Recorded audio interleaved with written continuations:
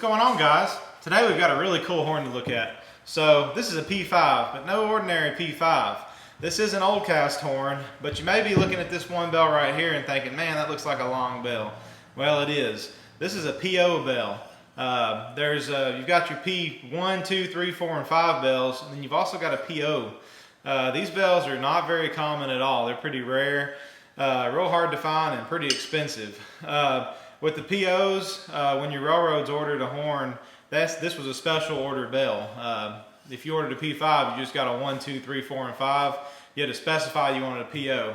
So this specific horn is bells PO, 1, 2, 3, and 5. That's usually the layout when you use a PO bell. But anyway, really good sounding horn, really different sounding. That PO really changes the sound. So anyway, this is an old cast PO 1235.